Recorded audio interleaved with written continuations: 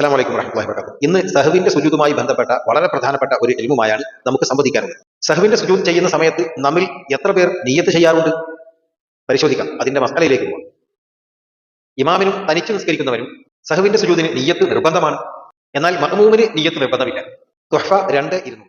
എപ്പോഴാണ് സഹവിന്റെ സുജൂദിന് നിയ്യത്ത് ചെയ്യേണ്ടത്? സഹവിന്റെ സുജൂദ് ചെയ്യാൻ ഒരുങ്ങുമ്പോഴാണ് ഈ സഹവിന്റെ സുജൂദിന്റെ നിയ്യത്ത് ചെയ്യേണ്ടത്. മലയാളത്തിൽ ഒരിക്കലും നിയ്യത്ത് ചെയ്യരുത്. നിയ്യത്ത് ഉച്ചരിക്കാതെ മനസ്സിൽ വിചാരിക്കുകയാണ് വേണ്ടത് എന്ന കാര്യം പ്രത്യേകം നാം ശ്രദ്ധിക്കും. ഉപേക്ഷിച്ച കാര്യം മനസ്സിൽ കരുതി ഇന്നതിനു വേണ്ടി ഞാൻ സഹവിന്റെ സുജൂദ് ചെയ്യുന്നു എന്നാണ് നിയ്യത്ത് ചെയ്യേണ്ടത്.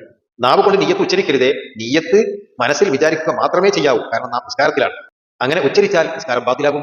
എന്നാൽ സഹവിന്റെ സുജൂദുമായി ബന്ധപ്പെട്ട വീണ്ടും ശ്രദ്ധിക്കേണ്ട വളരെ പ്രധാനപ്പെട്ട ഒരു കാര്യം, ഇമാമും തനിച്ച് നിസ്കരിക്കുന്നവരും, അതായത് ഒറ്റയ്ക്ക് നിസ്കരിക്കുന്നവരും സഹവിന്റെ സുജൂദ് ചെയ്യുമ്പോൾ, അതായത് സഹവിന്റെ സുജൂദ് ചെയ്യുന്നതിന്റെ മുമ്പ് നിയ്യത്ത് ചെയ്യാതെ സഹവിന്റെ സുജൂദ് ചെയ്താൽ അവരുടെ നിസ്കാരം ബാത്തിലാകുന്നത്.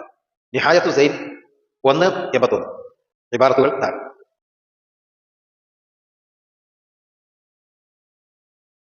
അള്ളാഹു നമുക്ക് നാഫിയ ഇൽമു തരട്ടെ. അസ്സലാമു അലൈക്കും വറഹ്മത്തുള്ളാഹി.